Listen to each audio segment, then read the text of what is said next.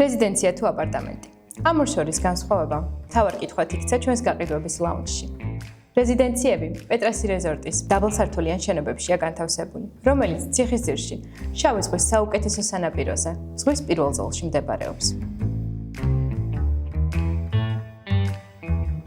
ამ ეტაპზე დაწყებულია რეზიდენციების ორი დე და კა ბლოკების გაყიდვები, ხოლო მიწისმოსამზადებელი სამუშაოები აქტიურ ფაზაშია შესული.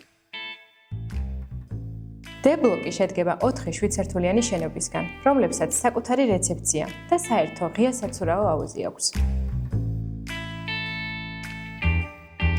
კა ბლოკი ზღვასთან კიდევ უფრო მეტი სიახლოვით გამოირჩევა და მოიცავს 4 და 5 სართულიან შენობებს.